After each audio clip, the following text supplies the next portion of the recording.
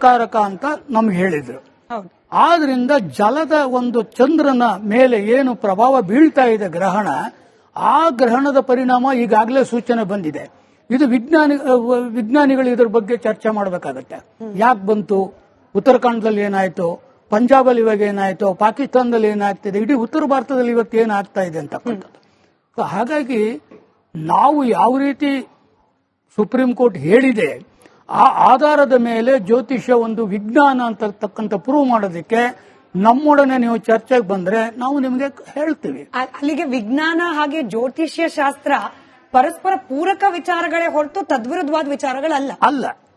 ಈಗ ನೀವು ತಾರಾಲಯ ತೋರಿಸ್ತಾ ಇದ್ದೀರಾ, ತಾರಾಲಯ ತೋರಿಸುವಾಗ ಅದಕ್ಕೆ ಒಂದು ಮೆಷಿನ್ ಬೇಕು, ಅದಕ್ಕೆ ಒಂದು ಟೆಲಿಸ್ಕೋಪ್ ಬೇಕು.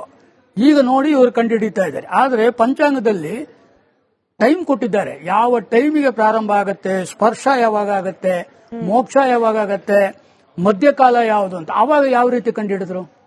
ಇದನ್ನು ನಾವು ಆಲೋಚನೆ ಮಾಡಬೇಕಾಗುತ್ತೆ. ನಮ್ಮ ಋಷಿಮುನಿಯವರುಗಳು ಕೂಡ ಸೈಂಟಿಸ್ಟ್ಗಳೇ, ಆಗಿನ ವಿಜ್ಞಾನಿಗಳು. ಅವರು ಮಾಡಿದಂತಹ ತಪೋಶಕ್ತಿಯಿಂದ ಕಂಡುಹಿಡಿದ್ರು.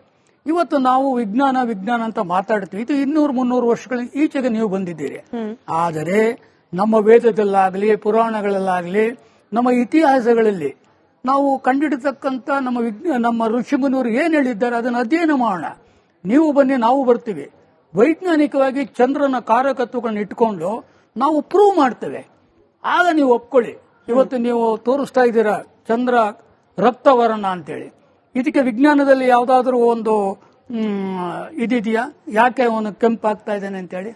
ಯಾಕೆ? ಜ್ಯೋತಿಷದಲ್ಲಿದೆ.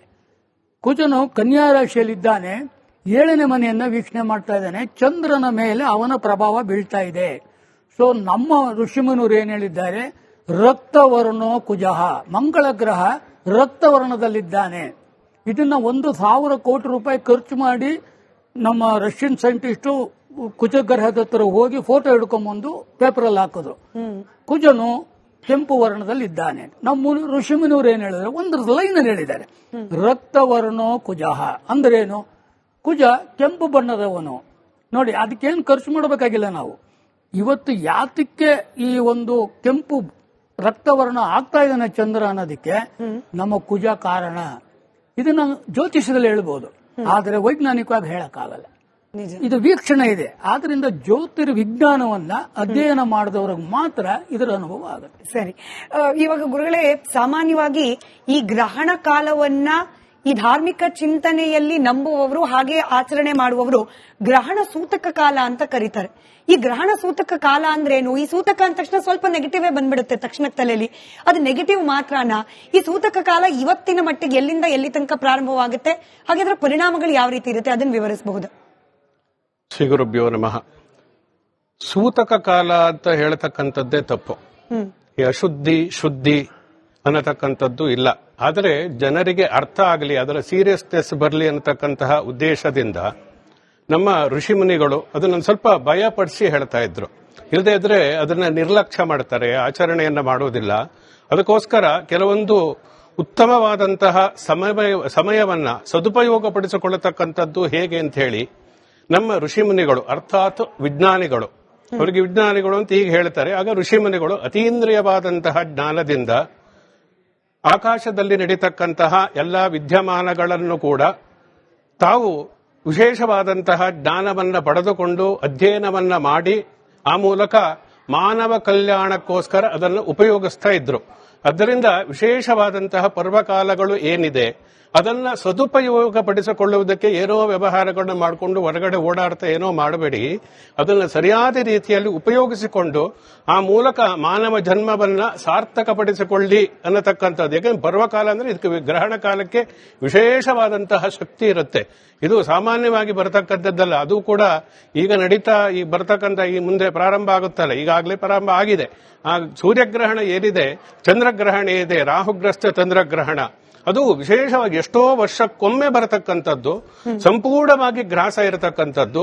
ಜೊತೆಯಲ್ಲಿ ಅದು ವಿಶೇಷವಾಗಿ ನಮ್ಮ ಪ್ರಕೃತಿಯ ಮೇಲೆ ಪರಿಣಾಮವನ್ನ ಬೀರುತ್ತೆ. ಹೇಗೆ ಸೂರ್ಯನ ಒಂದು ಶೀತಲ ಪ್ರಾತಃ ಕಾಲದಲ್ಲಿ ಇರತಕ್ಕಂಥ ಇರುತ್ತೆ, ಅದು ಮಧ್ಯಕಾಲದಲ್ಲಿ ಅವನು ಯಾವ ರೀತಿ ಇರ್ತಾನೆ, ಸಾಯಂಕಾಲ ಸೂರ್ಯಾಸ್ತ ಆಗಬೇಕಾದ್ರೆ ಸೂರ್ಯನ ಒಂದು ಬದಲಾವಣೆಗಳು ಯಾವ ರೀತಿ ಇರುತ್ತೆ, ಚಂದ್ರ ಯಾವ ರೀತಿಯಾಗಿ ಕ್ಷೀಣ ಅಥವಾ ವೃದ್ಧಿಯಾಗತಕ್ಕಂತಹ ಚಂದ್ರನ ಸ್ವಭಾವ ಹೇಗಿರುತ್ತೆ, ಇರುತ್ತೆ.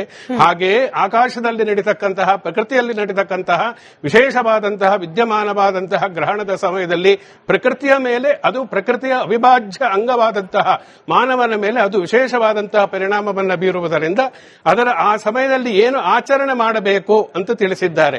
ಆ ಆಚರಣೆ ಮಾಡತಕ್ಕಂತಹ ಸಂದರ್ಭದಲ್ಲಿ ಯಾವುದು ನಿಷಿದ್ಧ, ಯಾವುದನ್ನು ಆಚರಣೆ ಮಾಡಬೇಕು ಅನ್ನತಕ್ಕಂಥ ನಿಷಿದ್ಧ ಏನಿದೆ ಅದು ಸೂತಕ ಅಂತ ಹೇಳಿ ಹೇಳ್ತಾರೆ. ಆ ಸಮಯದಲ್ಲಿ ಏನು ಕರ್ತವ್ಯವನ್ನು ಪರಿಪಾಲನೆ ಮಾಡುವುದಕ್ಕೆ ಹೆಚ್ಚಿನ ಒಂದು ಕಾನ್ಸಂಟ್ರೇಷನ್ ಕೊಟ್ಟು ಹೇಳಿರುವುದರಿಂದ ಅದು ಸೂತಕ ಅಂತ ನಾವು ಪರಿಭಾಷಿಸಿದಾಗ ಅದರ ಬಗ್ಗೆ ನಮಗೊಂದು ವಿಶೇಷವಾಗಿ ಭಯ ಬರುತ್ತೆ. ಆ ಭಯ ಹುಟ್ಟಿಸಿದ್ರೆ ಮಾತ್ರ ಭಕ್ತಿ ಬರುತ್ತೆ, ಇಲ್ಲಾಂದ್ರೆ ಬರಲ್ಲ. ಅದಕ್ಕೋಸ್ಕರ ಪ್ರತಿಯೊಂದು ಕೆಲಸದಲ್ಲಿ ಯಾವುದೇ ವಿದ್ಯಮಾನ ಇರಬಹುದು, ಯಾವುದೇ ಪರ್ವಕಾಲಗಿರಬಹುದು, ಆಕಾಶದಲ್ಲಿ ನಡೀತಕ್ಕಂತಹ ಗ್ರಹಣ ಯಾವುದೇ ಇದ್ದರೂ ಕೂಡ ಆ ಸಮಯದಲ್ಲಿ ನಾವು ನಿರ್ದಿಷ್ಟವಾದಂತಹ ಆಚರಣೆಯನ್ನು ಮಾಡುವುದಕ್ಕೋಸ್ಕರ ಜನರನ್ನ ತೊಡಗಿಸಬೇಕು, ಪ್ರವರ್ತರನ್ನಾಗಿ ಮಾಡಬೇಕು ಅನ್ನತಕ್ಕಂತಹ ಕಾರಣದಿಂದ ಸೂತಕ ಅನ್ನತಕ್ಕಂಥದ್ದನ್ನು ಹೇಳಿದ್ದಾರೆ ಹೊರತು ಇದು ಸೂತಕ ಅಲ್ಲ, ಅಶುದ್ಧಿ ಅಲ್ಲ, ಯಾವುದೇ ರೀತಿಯಲ್ಲ. ಇದನ್ನ ಸದುಪಯೋಗ ಪಡಿಸಿಕೊಳ್ಳಬೇಕು. ಅದನ್ನು ಹೇಗೆ ಸದುಪಯೋಗಪಡಿಸಿಕೊಳ್ಳ ಅನ್ನತಕ್ಕಂಥದ್ದು ನಾವು ತಿಳಿದುಕೊಳ್ಳಬೇಕಾಗುತ್ತೆ. ನಿಜ. ಅಲ್ಲಿಗೆ ಹೋಗಕ್ ಮುಂಚೆ ನೀವು ರಾಹುಗ್ರಸ್ತ ಚಂದ್ರಗ್ರಹಣ ಅಂತಿದ್ರಿ. ರಾಹು ಅಂದ್ರೂ ಸ್ವಲ್ಪ ಭಯ ಜಾಸ್ತಿನೇ ಜನರಲ್ಲಿ, ಅದರಲ್ಲೂ ಆತನ ಪರಿಣಾಮ ಗ್ರಹಣ. ಹೀಗಾಗಿ ಇದರ ಪರಿಣಾಮ ಅನ್ನೋದಕ್ಕಿಂತ ದುಷ್ಪರಿಣಾಮಗಳೇ ಹೆಚ್ಚಿರುತ್ತಾ ಅನ್ನೋ ಕುತೂಹಲ ಕೂಡ ಕೆಲವರಿಗೆ ಬರುತ್ತೆ. ಈ ರಾಹುವಿನ ಪರಿಣಾಮ ಏನು? ಯಾಕೆ ಈ ಬಾರಿಯ ಗ್ರಹಣವನ್ನ ರಾಹುಗ್ರಸ್ತ ಚಂದ್ರಗ್ರಹಣ ಅಂತ ಹೇಳಿ ಕರಿತಿರೋದು? ಇದನ್ನು ವಿವರಿಸಬಹುದಾ? ಇದು ವಿಶೇಷವಾಗಿ ಇವತ್ತು ನಡೀತಕ್ಕಂತಹ ಗ್ರಹಣ ಏನಿದೆ, ಇದಕ್ಕೊಂದು ಇನ್ನೊಂದು ವಿಶೇಷವಾದಂತಹ ಯೋಗ ಇದೆ, ಯುಕ್ತ ಯೋಗ ಅಂತ ಹೇಳಿ ಹೇಳ್ತಾರೆ. ಈ ಗ್ರಹಣ ಎಲ್ಲಾ ರಾಶಿಗಳಲ್ಲಿಯೂ ಉಂಟಾಗುತ್ತೆ. ಆದರೆ ಕುಂಭರಾಶಿಯಲ್ಲಿ ಗ್ರಹಣ ಉಂಟಾಗೋದಿದೆಯಲ್ಲ, ಇದು ತುಂಬಾ ವಿಶೇಷವಾಗಿರತಕ್ಕಂಥದ್ದು. ಇದು ಎಷ್ಟೋ ವರ್ಷಕ್ಕೊಮ್ಮೆ. ಯಾಕೆ ವಿಶೇಷತೆ ಅಂತ ಹೇಳಿ ಹೇಳ್ತೀನಿ. ಕುಂಭರಾಶಿಯಲ್ಲಿ ಗ್ರಹಣ ಉಂಟಾಗಿದೆ ಅಂತಂದ್ರೆ ಸೂರ್ಯ 7ನೇ ಮನೆಯಲ್ಲಿ ಇರ್ತಾನೆ. ಸೂರ್ಯನಿಗೆ ಸ್ವಸ್ಥಾನ ಯಾವುದು? ಸಿಂಹರಾಶಿ. ಸೂರ್ಯ ಮತ್ತು ಕೇತುವಿನ ಸಂಯೋಜನೆ, ರಾಹು ಮತ್ತು ಚಂದ್ರನ ಒಂದು ಸಂಯೋಜನೆ, ಇವೆರಡು ಕೂಡ ಒಟ್ಟಿಗೆ ಆದಾಗ ಅದು ವಿಶೇಷವಾಗಿ ಪ್ರತಿಯೊಬ್ಬರು ಈ ಸಮಯದಲ್ಲಿ ನಾವು ಮಾಡತಕ್ಕಂತಹ ಯಾವುದೇ ಒಂದು ಪಾಸಿಟಿವಿಟಿ, ಸಕಾರಾತ್ಮಕವಾದಂತಹ ಶಕ್ತಿ ವೃದ್ಧಿ ಮಾಡತಕ್ಕಂತಹ ಯಾವುದೇ ಕೆಲಸ ಆಗಲಿ, ಯಾವುದೇ ಧ್ಯಾನ, ಪೂಜೆ, ದಾನ, ಧರ್ಮ, ಸ್ನಾನ ಯಾವುದೇ ಆದರೂ ಕೂಡ ವಿಶೇಷವಾದಂತಹ ಫಲವನ್ನ ಹೇಳಿದ್ದಾರೆ. ಅಂದ್ರೆ ಪಾಸಿಟಿವಿಟಿ ಅಂದ್ರೆ ಸಕಾರಾತ್ಮಕವಾದ ಶಕ್ತಿ ಯಾವುದು ನಮ್ಮಲ್ಲಿ, ಅಂದ್ರೆ ಮಾನವ ಜನ್ಮ ದುರ್ಲಭ. ಇದನ್ನ ನಾವು ಸರಿಯಾಗಿ ಅದನ್ನು ಸದುಪಯೋಗ ಪಡಿಸಿಕೊಳ್ಳಬೇಕು. ಇಂತಹ ಒಳ್ಳೆಯ ಸಮಯವನ್ನು ನಾವು ವ್ಯರ್ಥ ಮಾಡಬಾರದು. ಆದ್ದರಿಂದ ಅದನ್ನು ಹೇಳಿದ್ದಾರೆ. ಇದು ಯುಕ್ತ ಯೋಗ ಅಂತಂದ್ರೆ ಸೂರ್ಯನಿಗೆ ಸ್ವಸ್ಥಾನವಾಗಿರತಕ್ಕಂತಹ ಸಿಂಹರಾಶಿ, ಸಿಂಹರಾಶಿಯಿಂದ ಅವನು ಚಂದ್ರನನ್ನ ನೋಡತಕ್ಕಂಥದ್ದು. ಕೇತು ಮತ್ತು ರಾಹುವಿನ ಸಂಯೋಜನೆ ಏನಿದೆ ಅದು ಚಂದ್ರನೊಂದಿಗೆ ಮತ್ತು ಸೂರ್ಯನೊಂದಿಗೆ ಉಂಟಾಗಿದ್ದರಿಂದ ಇದು ವಿಶೇಷವಾದಂತಹ ಒಂದು ಪವರ್ಫುಲ್ ಗ್ರಹಣ ಅಂತ ಹೇಳಿ ನಾವು ಹೇಳಬಹುದು. ಆದ್ದರಿಂದ ಈ ಸಮಯದಲ್ಲಿ ಅದಕ್ಕೆ ಯುಕ್ತ ಯೋಗ ಅಂತ ಹೇಳಿದ್ರೆ ಈ ಸಮಯದಲ್ಲಿ ನಾವು ಮಾಡತಕ್ಕಂತಹ ಒಂದು ಜಪ ಇರಬಹುದು, ಪೂಜೆ ಇರಬಹುದು, ತರ್ಪಣ ಇರಬಹುದು, ಯಾವುದೇ ಆದರೂ ಕೂಡ ಅಂದ್ರೆ ಅತೀಂದ್ರಿಯವಾದಂತಹ ಶಕ್ತಿ, ಅಂದ್ರೆ ನಮ್ಮ ಶರೀರವನ್ನ ಆತ್ಮೋನ್ನತಿಯನ್ನ ಮಾಡತಕ್ಕಂತಹ ಯಾವುದೇ ಜಪ ಪೂಜೆ ಏನೇ ಆದರೂ ಕೂಡ ಇದಕ್ಕೆ 100 ಪಟ್ಟು ಹೆಚ್ಚು ಫಲ ಸಿಗುತ್ತೆ ಅನ್ನತಕ್ಕಂಥದ್ದು ವೇದಶಾಸ್ತ್ರದಲ್ಲಿ ಹೇಳಿದ್ದಾರೆ. ಜೊತೆಯಲ್ಲಿ ಈ ಗ್ರಹಣದಲ್ಲಿ ಚಂದ್ರಮ ಮನಸೋಜಾತಃ ಅಂತ ಹೇಳಿ ಹೇಳ್ತೀವಿ. ಚಂದ್ರ ಮನಃಕಾರಕನಾಗಿರ್ತಕ್ಕಂಥವನು. ಸೂರ್ಯ ಏನು? ಸೂರ್ಯ ಅಗ್ನಿತತ್ವವನ್ನು ಪ್ರತಿಪಾದನೆ ಮಾಡತಕ್ಕಂಥ ಸೂರ್ಯ ಆತ್ಮ ಜಗತಸ್ತಸ್ತು ಶಸ್ತ. ಸೂರ್ಯ ಎಲ್ಲ ಜಗತ್ತಿನ ಆತ್ಮ. ಸೂರ್ಯನಿಂದನೇ ನೀರು ಬರುತ್ತೆ, ಸೂರ್ಯನಿಂದನೇ ಮಳೆ ಬರುತ್ತೆ, ಸೂರ್ಯನಿಂದನೇ ಎಲ್ಲ ಉಂಟಾಗತಕ್ಕಂಥದ್ದು.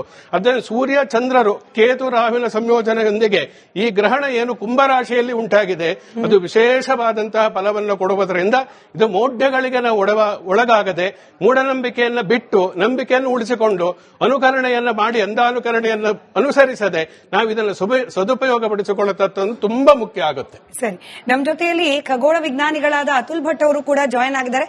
ನಮಸ್ಕಾರ, ನನ್ನ ಧ್ವನಿ ತಲುಪ್ತಾ ಇದೆ ಅಂತ ಭಾವಿಸ್ತೀನಿ. ಕೇಳಿಸಿದೆ ಮ್ಯಾಮ್. ರೈಟ್, ನಿಮ್ಮನ್ನ ಮಾತನಾಡಿಸ್ತೀನಿ. ಹಾಗೆ ಇನ್ನುಳಿದ ಅತಿಥಿಗಳನ್ನ ಕೂಡ ಮಾತನಾಡಿಸ್ತಾ ಮತ್ತಷ್ಟು ಲೈವ್ ಅಪ್ಡೇಟ್ಸ್ಗಳು ಹಾಗೆ ಗ್ರಹಣದ ದೃಶ್ಯಗಳನ್ನ ಕೂಡ ನಿಮ್ಮ ಮುಂದೆ ಇಡ್ತಾ ಹೋಗ್ತೀವಿ.